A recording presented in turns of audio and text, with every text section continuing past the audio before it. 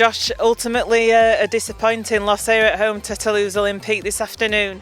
Yeah, it was. I think at the end of the day we give ourselves too much to do. I think we touched the ball for the first 10-11 minutes, and it's hard to win a game of rugby when you don't have the ball, you know what I mean? So I think if you take away, I think we must have been 16-0 down or something after 16 minutes. So if you give yourself too much to do, then you're shooting yourself in the foot really, and it was hard to come back from that. Really disappointing. You look at the stats and we were completing at night like 100% in the second half, and just that first 20 minutes killed us. I think going 16-0 down, and it just left us too much to do. You can't afford to do that against a good side. Darrell, was it a case of just that first opening exchange as going 16-0 down that just left Featherstone too much to do in the end? Yeah, that's what we spoke about in the change room there, and that's what we're going to have to adjust moving forward. It's happened to us a couple of times, and Sheffield, they got off to a better start than this, and our starts that have been pretty poor.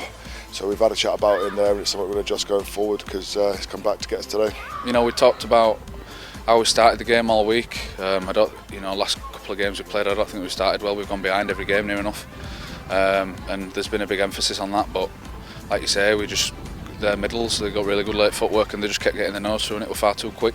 And what's it like having to enter the field when Featherstone are behind like that?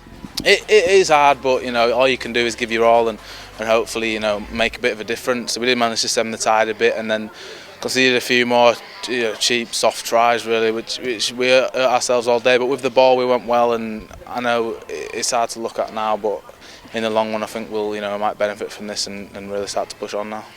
Would you say they're the toughest pack that you've come across yet this season? I'd say that they're a big set. They're probably one of the better teams in the league, and I don't think people have given them enough credit as probably what they deserve. But on the day, we shouldn't concede 16 points within the first 16 minutes near enough, and it's just not good enough. Yeah, they're a big team, and the forwards had real good footwork, which makes it hard to bar up and do what we'd like to do in D. But still, at the end of the day, our D wasn't good enough, and we need to possibly tighten up a bit more and put them on the back more. When they get quick play of the balls, they've got quick players, and they can really hurt you and damage you. So yeah, that showed today, and we weren't good enough. Yeah, they are a good team. We don't know them, never played them before, so it's hard to pick up some of their traits. But obviously, when we play them out there, we get a bit of indication. But like I say, it was the start that cost us. I think we were 16-0 down after 15 minutes, and for any team that's a tough comeback, and to get within touching distance at the end, we've done a pretty reasonable job, but unfortunately it wasn't enough.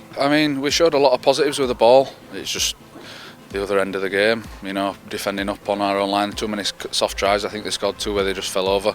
They fell over the line from dummy half, which just it's not good enough at this level. And it did seem as though as the game went on, Featherstone were patient and got the measure of Toulouse, and that's why they could come back into the game so well. Yeah, it was not all doom and gloom, because with the ball we were brilliant.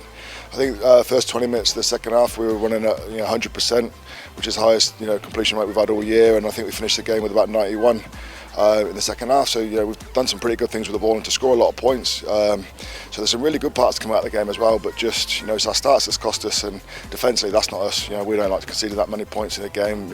We're sort of single figures, 12 to 14 points max. To concede that many points is not acceptable for us.